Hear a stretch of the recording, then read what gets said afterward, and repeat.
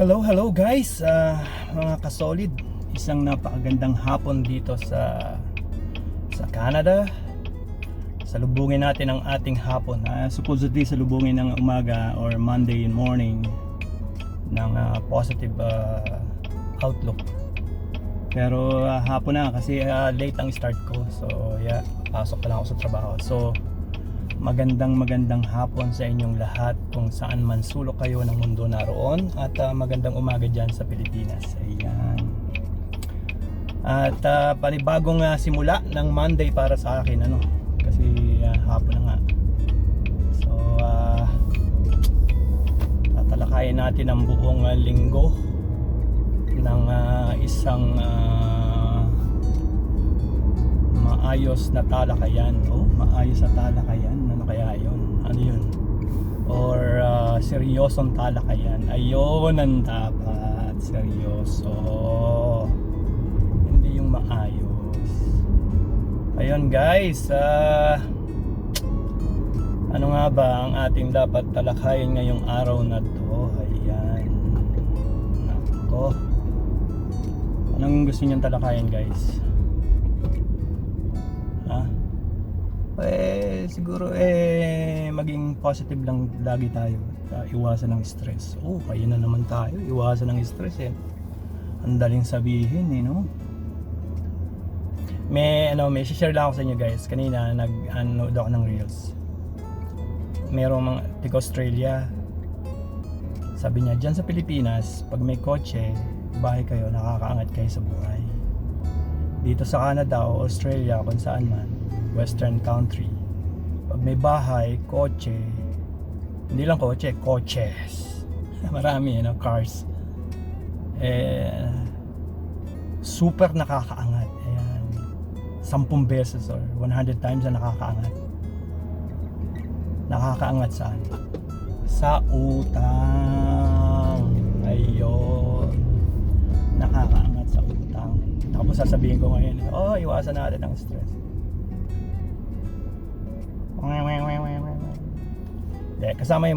Kasama yun sa buhay dito sa Canada or Western country. Pagka hindi ka nga daw, kung wala kang utang, hindi ka Canadian. Ayun, sarap. Kung wala kang utang, hindi ka Canadian. Actually guys, itong aking Denali na to, wala akong masasabi dito sa SUV ko na to. Hindi ko pinagmamalaki ng mga nakaraang videos ko. Lahat nandito may hologram ba tawag doon? Hindi mo na kailangan tumingin sa monitor sa baba. Sa harap lang ng salamin mo titingin ka, nandun lahat ng information. Yan, makikita mo. High-end. Ika nga, top of the line. Nandito mga safety features. Nandito na lahat. Wow, nandito na lahat. Ayan. Pero syempre, maging careful ka pa rin sa driving. Ayan. Asbok na 58,000 Canadian to guys. Ayan. Supposedly ito regalo ko sa sarili ko para sa aking 50th birthday or golden years ba yun. Medyo na to tagal-tagal kong bili, kaya yung ating pagiging 50 hindi ngayon yun, plus yun. Binili ko to 49 na kayo plus tagal-tagal na to. So 49 plus ako ngayon. Plus and plus. Wow. Woohoo. Ayun. Supposedly birthday ko to. Sa birthday ko, regalo ko sa birthday ko. Ayun. Siyempre gusto mo regaluhan sa birthday mo na maayos na. Yung SUV ko, yung rate ko, yung isa, nasa 47 kilometers. 6 years. Talagang okay pa siya. Lahat okay pa siya. Yung gulong lang ang papalitan kasi 6 years na. Kailangan ko maglabas ng 1,500 o 1,500 Canadian para mapalitan ko lahat. Maintenance, di ba? Yung gulong, maintenance, kung ano-ano pa. So worth abutin ng 2,000. Sabi ko 2,000, wala tayong 2,000 sabi ko punta ako ng dealership, baka may maibigay sila sa akin na naman. Mas malaki rito yun guys. Santa Fe Sport. yun, silver, sparkling silver. Ito naman sparkling black. Whoosh! Yun! Punta ka doon. Sabi ko, mayroon ba kayo dyan? Ano? Tingi-tingi. Tingi-tingi. Pang-birthday ko lang sa aking golden. Ayun! Golden years. Sabi niya, sige. Sabi ko sa kanila before is, bigyan niyo ako ng magandang discount. Discard ko, good birthday ko sa ano. Siya, sige, bibigyan na namin discount. Okay, fine. Yeah, maraming discount. Nagka-settle na. It's actually lang less. Kung susumahin ko, mga 38,000 lang babayaran ko. Return rate, nakuha lang nila yung aking return rate ng 17,000. Since yun naman kasi isang SUV ko na yan, mahirap sa snow. Dahil front wheel drive lang yun. Ito lahat lahat na ng drive, sabihin niya na dito. Nako, mountain drive, muddy drive. Wag lang off-road kasi medyo mababa. Pwede rin mga dirt, yan. Wag lang yung mga matatarik na batong malalaki, hindi natin kakayanin. Maliit lang ang gulong ito. Okay. Yun na nga. Nagkasundo na. Electronics lahat computerized. Wala nang stick-stick, wala nang sa pindot-pindot lang lahat. So sabi niya meron kaming yung package na wala ka nang babayaran kung ano man ang mangyari sa ayun na. Si 38 plus or 30 or 40 plus 40 something, 40,000 naging 58,000. Wow!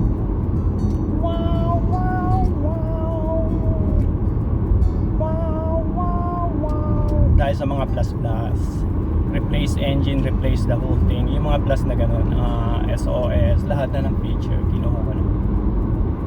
Yun, lumobo ang utang natin, guys. Ayun, yun ang kapalit ng lahat ng kinuha nating package.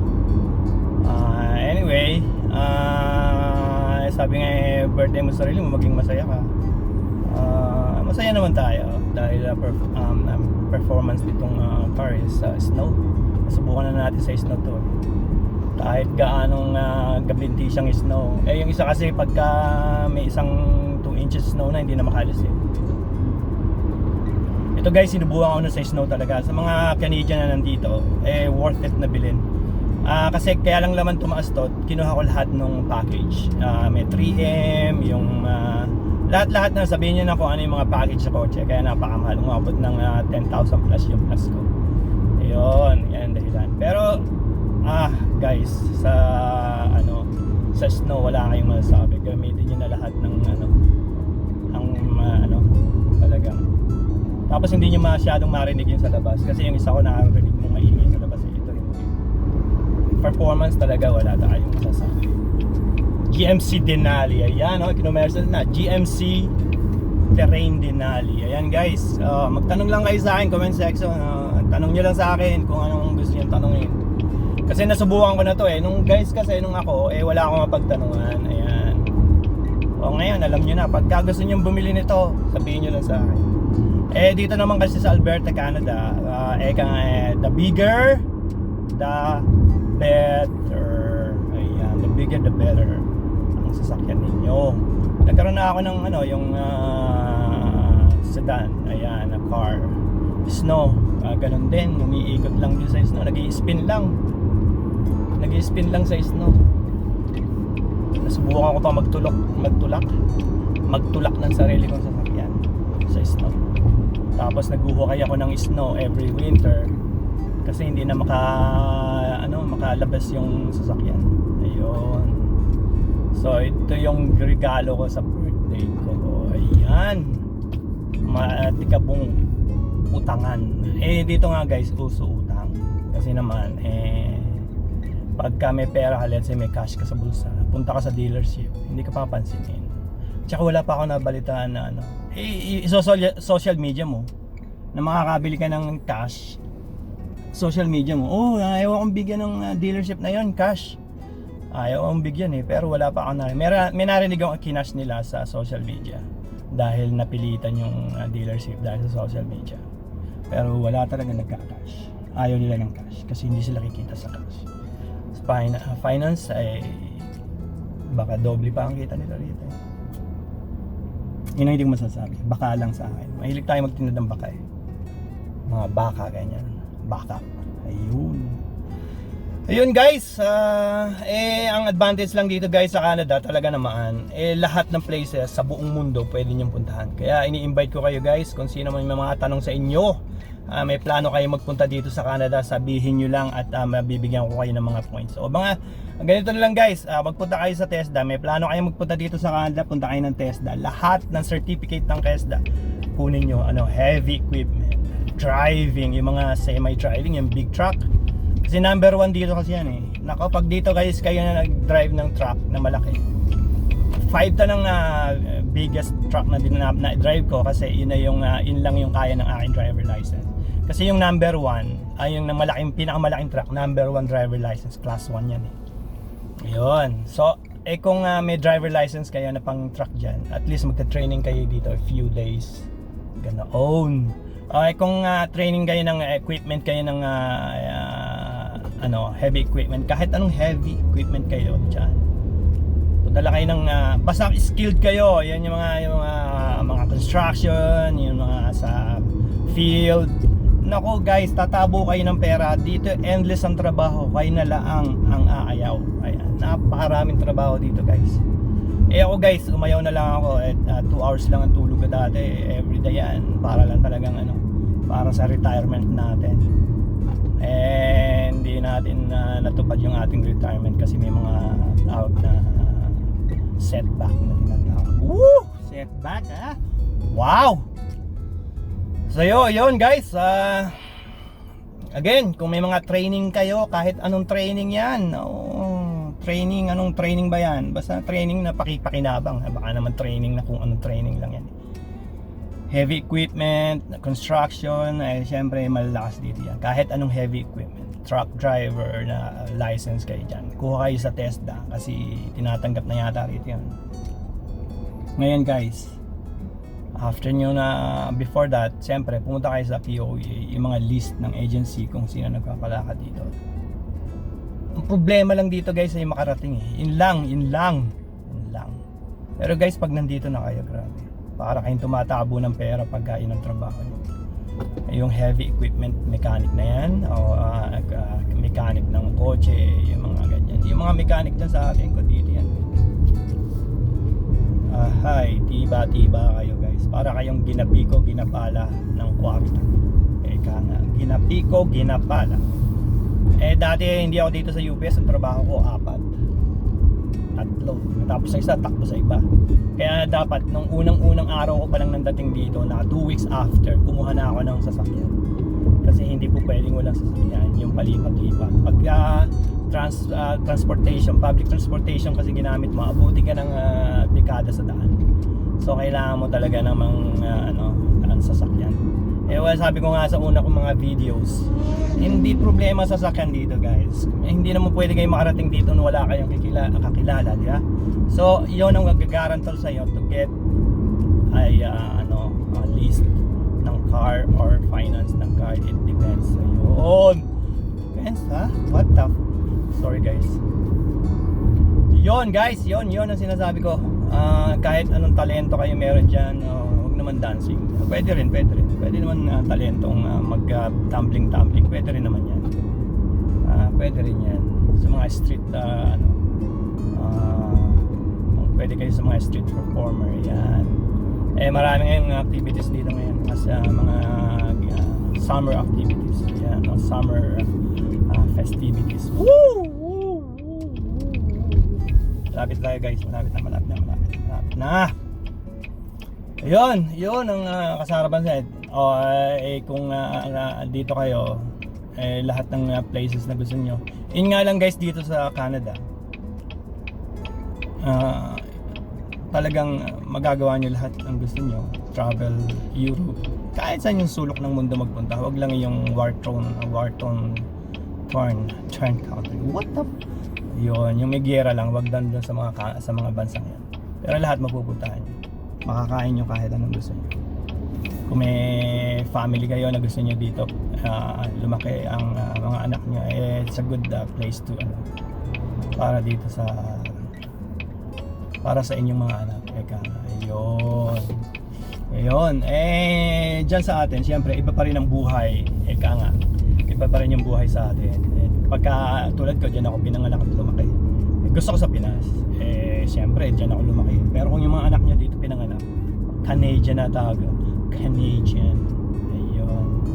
Pero akong lumaki at tumanda, pumuti buhok sa Pilipinas pa rin ako. Kung ako'y tatanungin ninyo, dyan tayo mag-retire.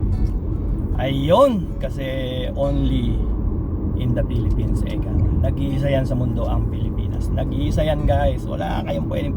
May friend ako na na Indonesian. Pwede naging Canadian na siya. Sabi ko sa kanya, wala ka ba, ba't hindi ka mag-dual? Sabi niya, pagka yung naging ibang citizen ka na hindi ka na pwedeng bumalik. Oh wow. Pwede siyang bumisita sa bansa niya, pero hindi na siya pwedeng maging Indonesian citizen. Ayun, yun ang sabi niya sa akin. Yun lang ang sabi niya sa akin, guys. Baka nagkakamali ako. Baka naman yan. Baka marites yung nangyari na yun. Pero hindi naman siguro. Mukhang totoo naman. May maraming bansang ganyan. Hindi naman talaga lahat ng bansa only na katulad ng Pilipinas. Ayun, yun yun ang sinasabi natin. Nasaan ba tayo ngayon? Wala na tayo, nasa mekaniko tayo, napunta tayo sa citizenship. Napakagulo naman. Ganyan na bahala, guys, magtagni-tagni ng ating pinagsasabi at pinagkukwento. Guys, kung may mga tanong kayo sa comment sa comment section below, sabi ganun ba o ganun. Ganun. Gayon. Ay wala tayo, guys. Pasensya na, wala tayong, guys, na mga yung mga tumatawa. Wala tayong ganun kasi ang gamit natin cellphone na luma. Yung cellphone ko luma. Umutang ng kotse, hindi makabili ng bagong cellphone Umutang ng 58,000 na halaga ng kotse, hindi makabili ng cellphone. Ayun. Bibisitahin ko lang, guys, yung aking Oppo. Sorry guys. May ayan, guys, pakikita ko lang sa inyo. Ayan, guys, iniwan ng isang driver yung truck ko na ginagamit na nakabukas yung bintana. Na dapat hindi naman ganyan. Gagalitin ako.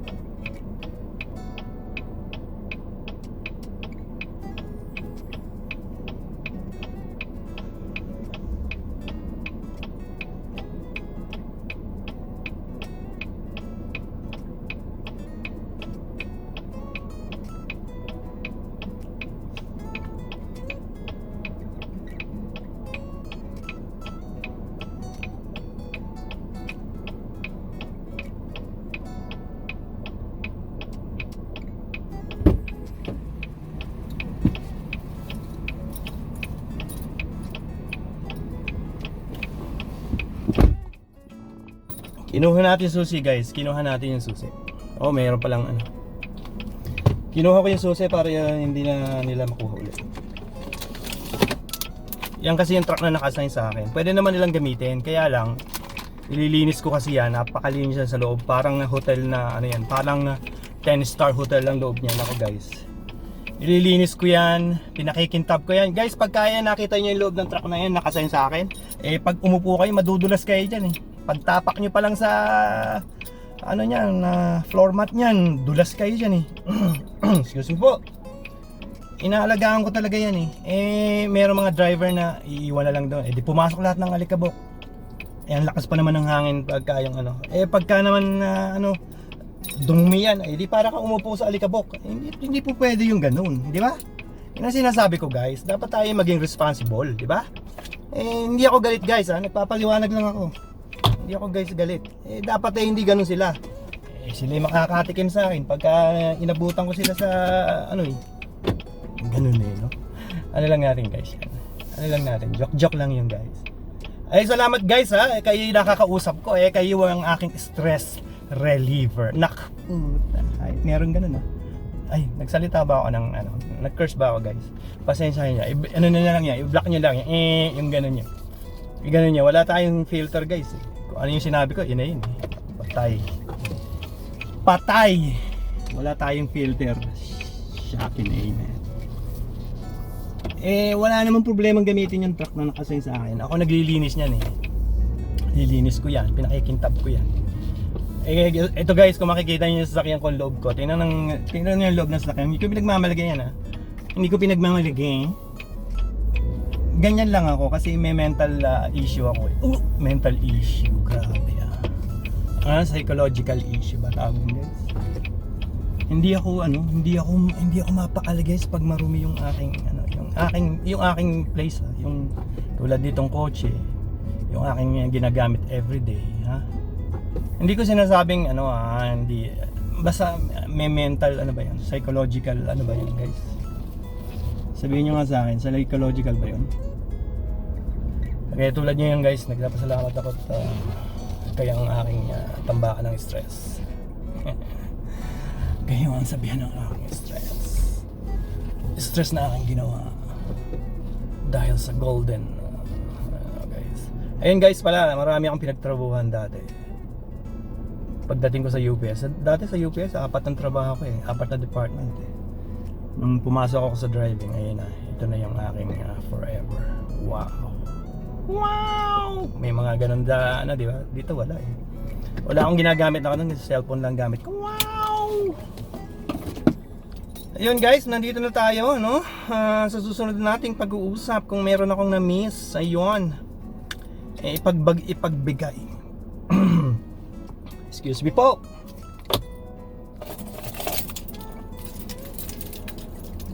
Ipagbigay alam nyo lang sa akin, guys, ayan,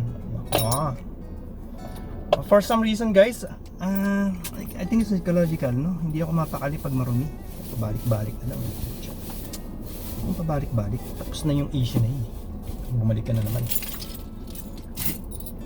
Ayun, salamat sa inyo guys sa pakikinig, kung nakikinig nga kayo, grabe, sad, walang nakikinig sa'yo, walang nakikinig sa'yo.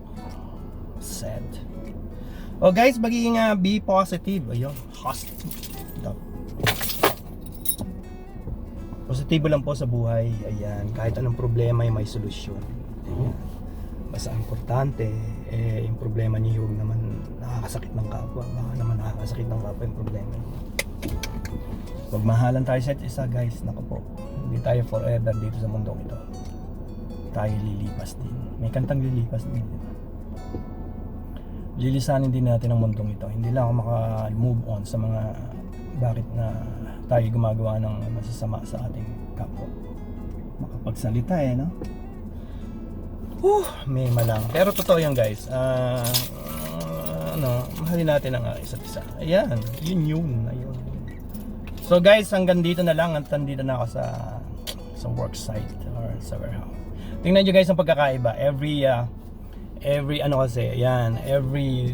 day kasi Monday to Friday madami kami, pero paglabas ko naman ng warehouse nag-iisa din ako pero every Saturday talaga nag-iisa ako sa malaking warehouse na to, as in nag-iisa ako, as in guys, as in. Hey buddy, what's up bro? What's up? Everything okay man? Hey, everything okay? Ayun, my buddy is here, man. My buddy is here. Alright. Guys, talk to you later. Guys, mag-change attire lang tayo at tayo ay pepeso sa trabaho.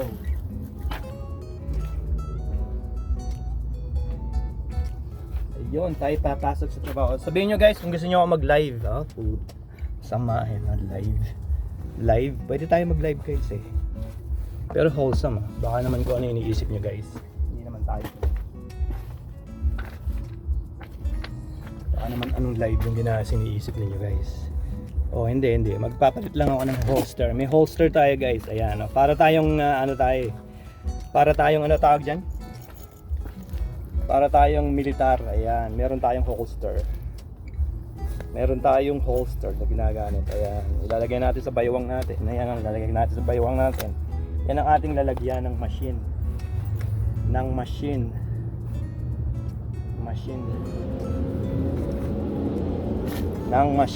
Yun. Lagay natin to. Lagay natin yung susi sa baywang. Balikan natin agad ang sasakyan. Hindi ko alam kung yun ang gagamitin natin.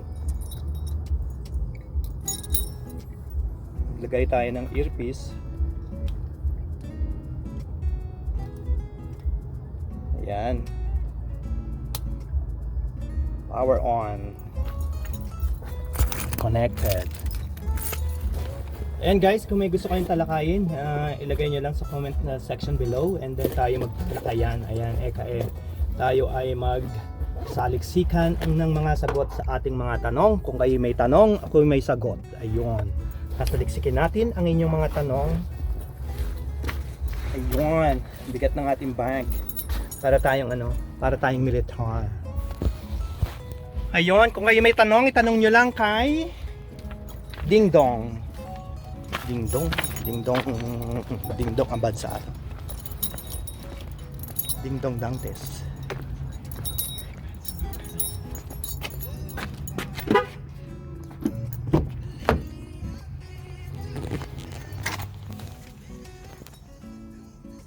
Tinitingnan ko lang guys kung may naiwan ako.